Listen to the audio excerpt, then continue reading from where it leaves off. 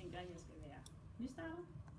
Og det er, at jeg ved godt, at det er en hemsko, at man aldrig rigtig har de helt store penge at lege med til at starte. Og fordi at man ikke har det, så er det første strøtanke rent marketingsmæssigt. Jeg laver den lige selv.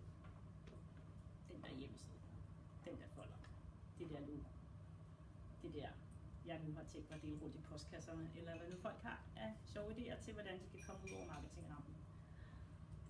Og mit bedste råd er, lad nu være. Og jeg vil gerne fortælle hvorfor.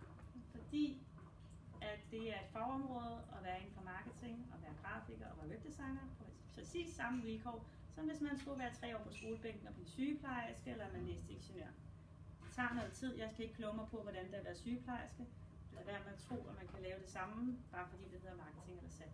Man kan klare sig til dels, men det bliver aldrig lige så godt, som hvis det bliver lavet af en professionel. Og fordi at man glemmer, at det er et fagområde, så mister man salg på det. Fordi at tingene er sjusket, fordi tingene ikke virker, fordi tingene ikke er sat ordentligt op, og fordi det simpelthen skræmmer folk væk.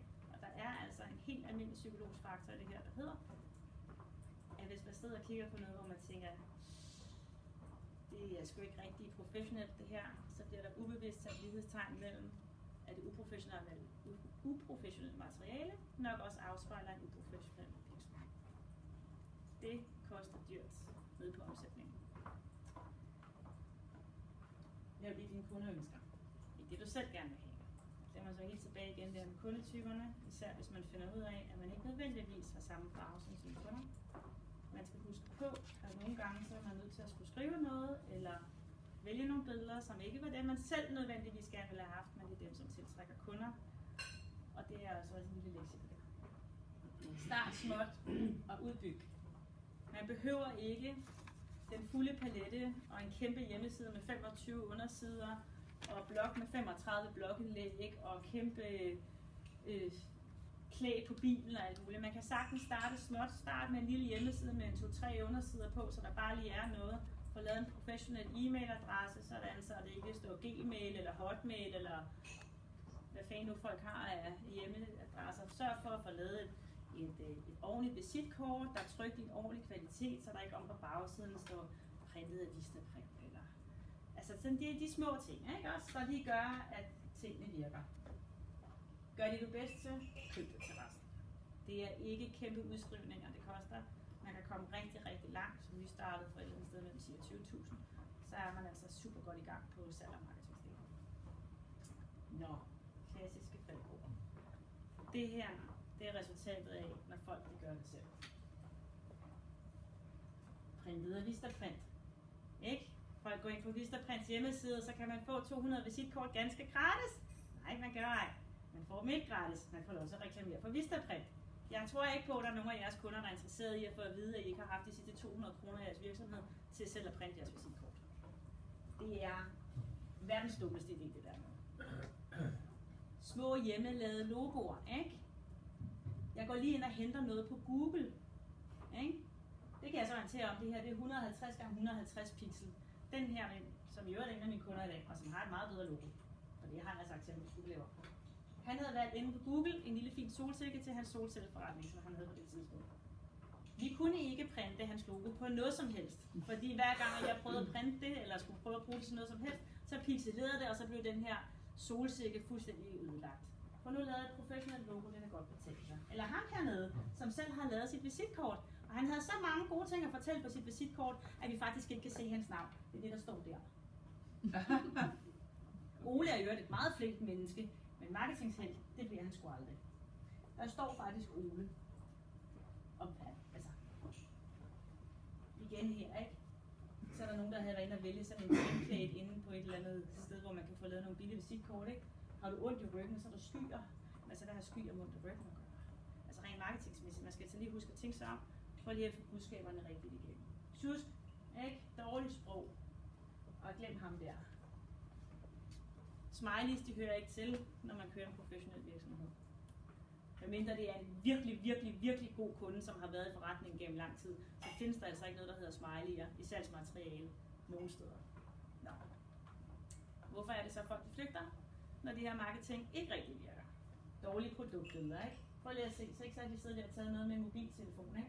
Og det er helt gråt og mørkt. Ikke? Prøv at se, hvad der sker, når man får taget et billede professionelt. Det bliver fritlagt sådan, så det står frem, ikke? Og lyset står på flasken. Den der har man lyst til at købe, det der har man ikke lyst til at købe. Det er det samme med alt andet inde på jeres hjemmesider. Ikke? Dårlige produktnyheder, ikke? Glædelig jul og godt nytår 2014. Ikke? God påske. Ikke?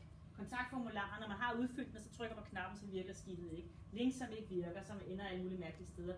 Dårlige brugerflader. Hjemmesider, som ikke har lavet responsive design, det vil sige, at de ikke passer til mobiltelefoner, ikke? Så man skal sidde der og prøve at finde rundt på en gammel hjemmeside, som ikke duer mere.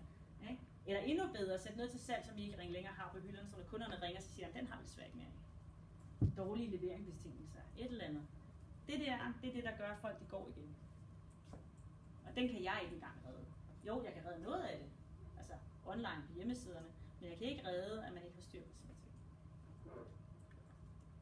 Det her, det er altså en lille udpluk af hjemmesider, som jeg har samlet mig gennem tiden.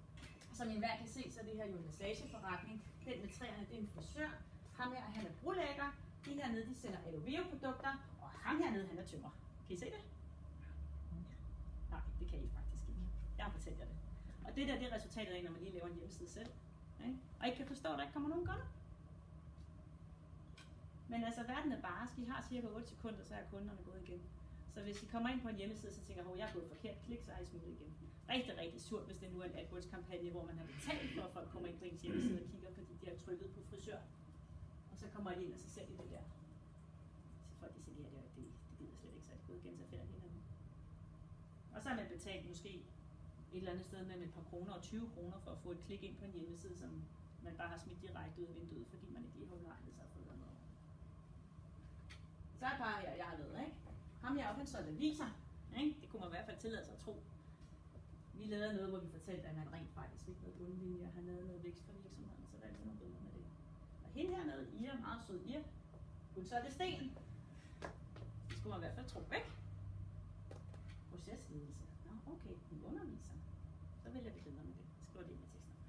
Her, Line, som var terapeut, og man lavede sådan noget samtaleterapi. Og lad os se, hvad den laver. Eller Kim hernede, som havde en hjemmeside, som når man kom ind, så troede man faktisk, at han solgte solceller. Han viste sig at være elektriker. Han solgte ikke engang solceller mere, men det lå som sådan noget gammelt nyhedsværk på frontsiden, så man kunne faktisk ikke engang finde ud af, hvad det rent var, han rent faktisk lavede. Det her det er jo også eksempler på hjemmesider, hvor stor forskel det er, når man kommer udefra og ind. Hvor lidt der skal til for, at man har som kunde fastholder en kunde til okay, du laver elektrikeropgaver for erhverv og for boligforeninger og privatboliger. Okay, så er jeg kommet rigtig sted. Tak for det. Hvad kan man starte med, når man er en lille nystartet virksomhed? Der er lidt med forskel fra, hvad man reelt egentlig har brug for. Nogle er meget kørende, nogle er stationære. Der kan være lidt forskel på, hvad det så har betydning for, hvad man skal bruge af materiale. Det, der er det vigtigste, det er, at der er en sammenhæng imellem. Så uanset om man får visitkortet i hånden, man får en folder, man går ind og kigger på hjemmesiden, farver, billeder, fonte, alting passer sammen, sådan så at kunden føler, at de kan genkende en. Det er jo det, der er ens brain. Eksempler på noget her. Noget småtteri i forskellige størrelser. Og det her, det er alt sammen noget, som er løst inden for de der cirka 10-20.000 for en ny kunde, der kommer ind